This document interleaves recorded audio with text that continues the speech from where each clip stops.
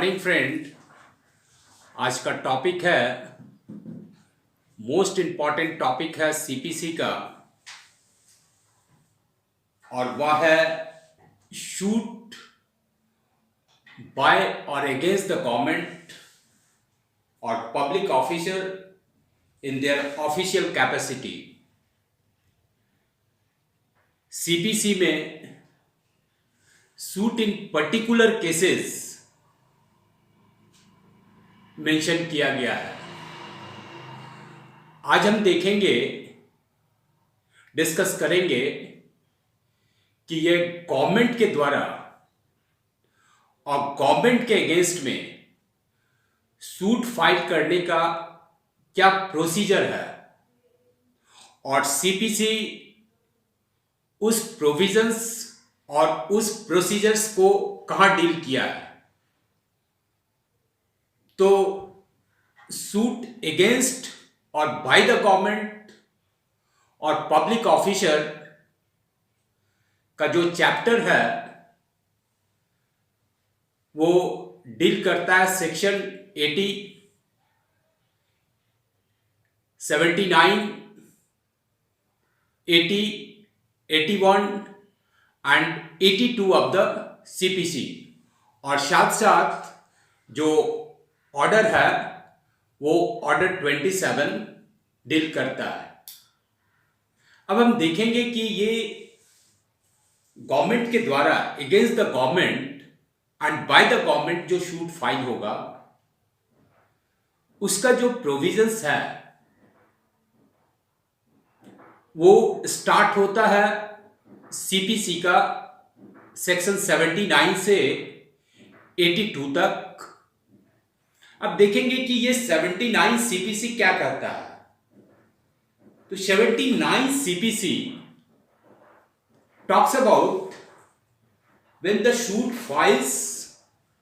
Bye the government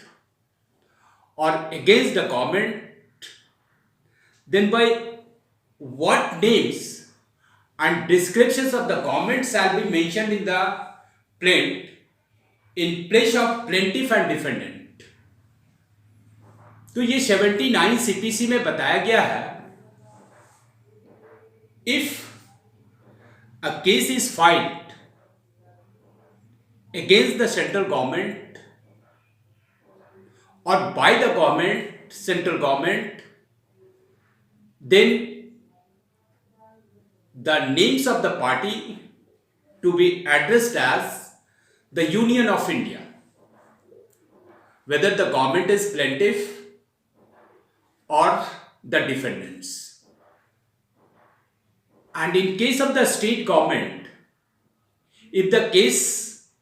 has been filed by the state government or against the state government, then the name of the plaintiff and the defendants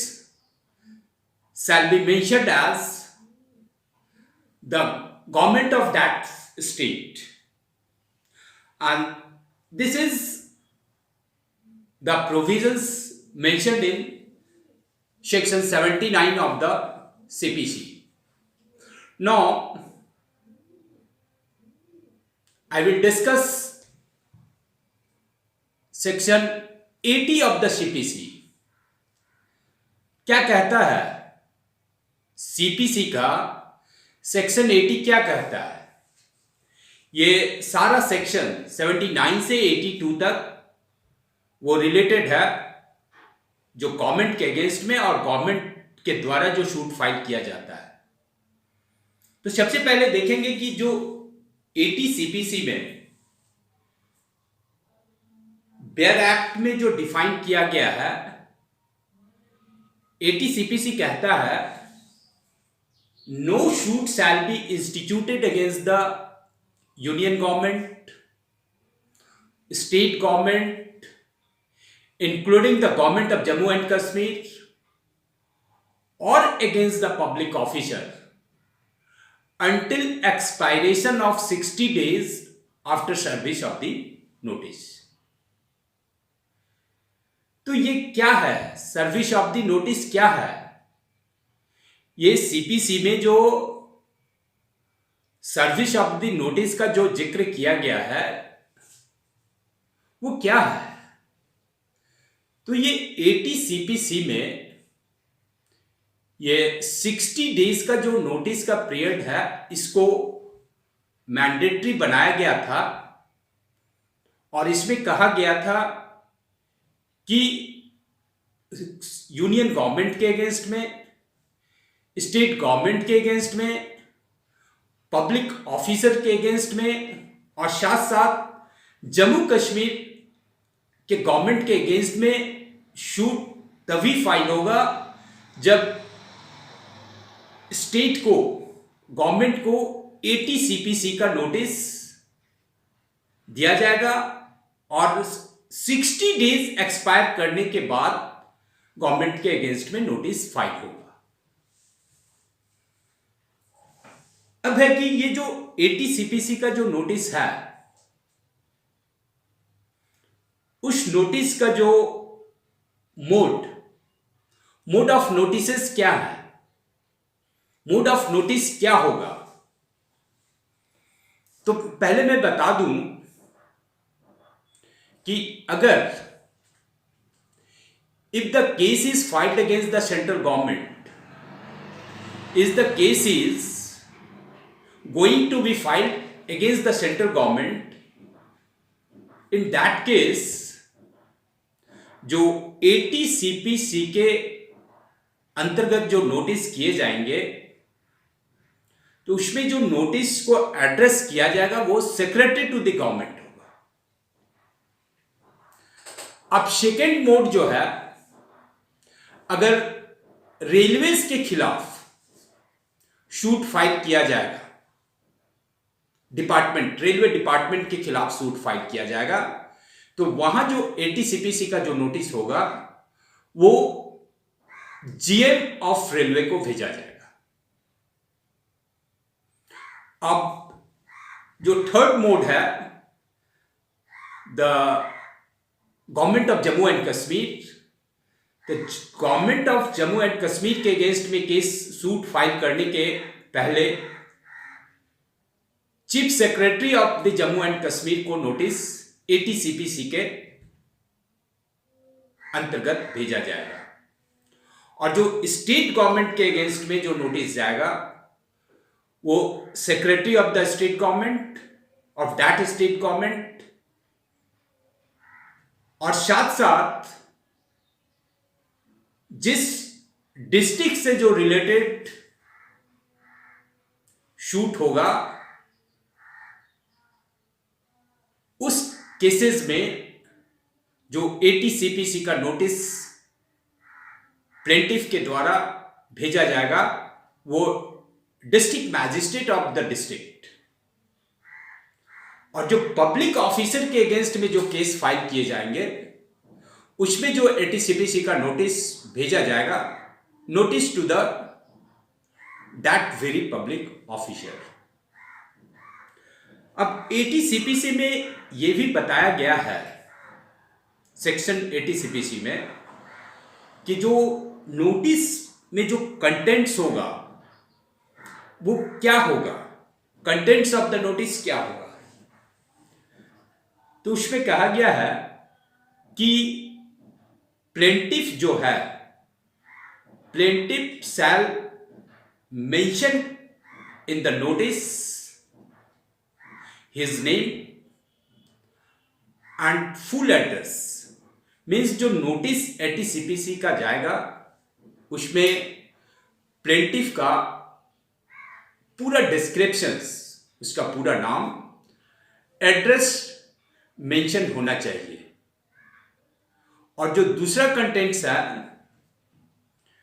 उसमें the plaintiff shell also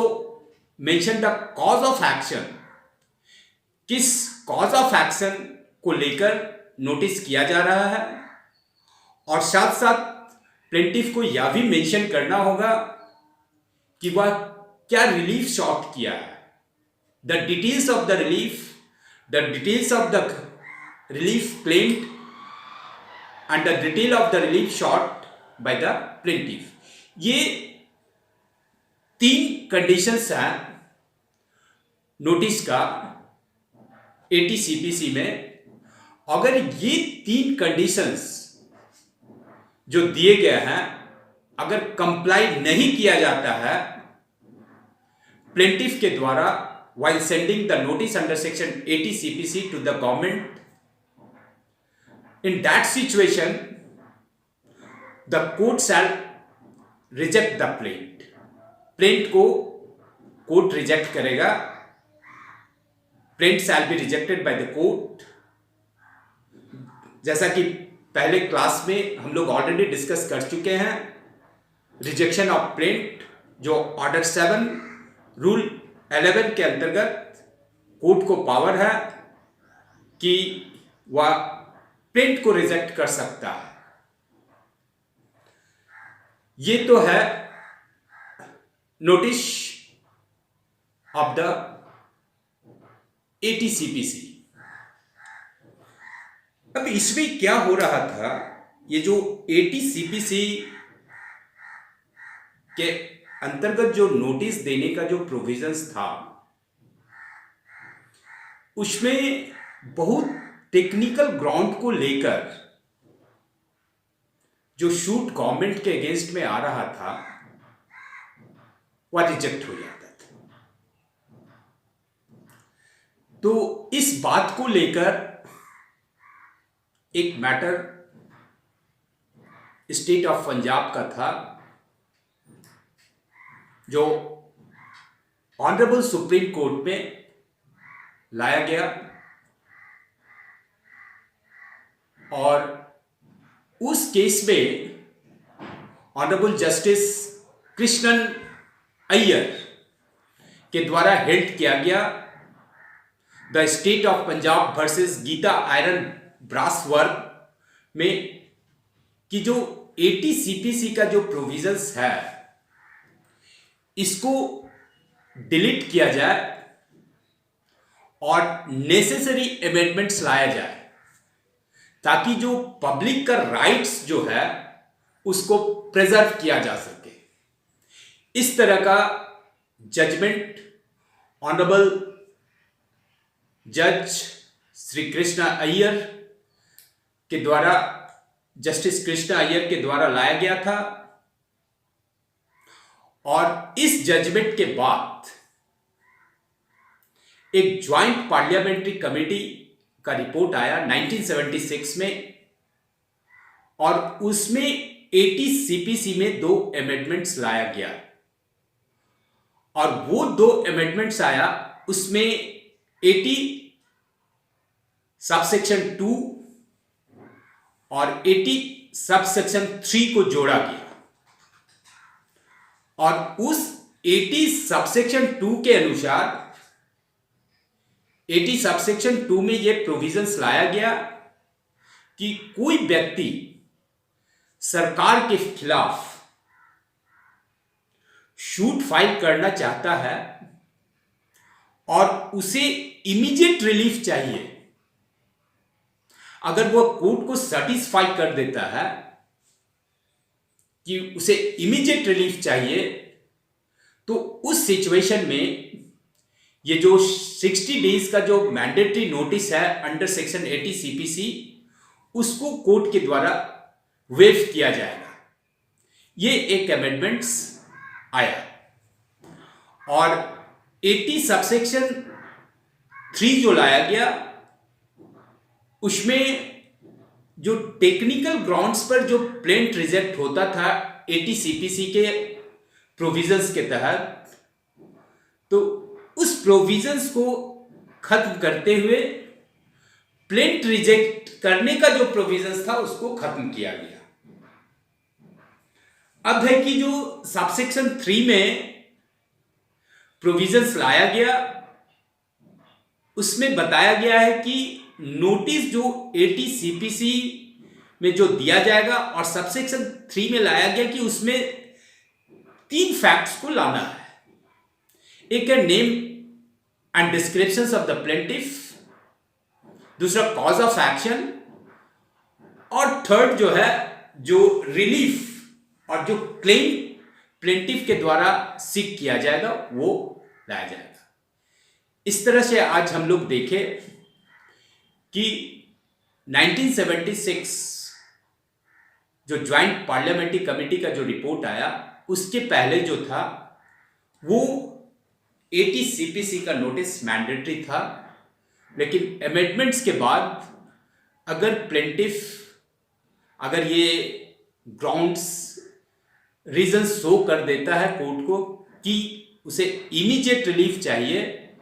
और इस कारण से वह 80 CPC का notice government के against में नहीं भेजा है, नहीं डिलीवर किया है, in that case also the shoot shall be admitted. And this is all about the chapter suit by against the government or public officers in their official capacity. In other words, the suit in particular cases. Thank you very much.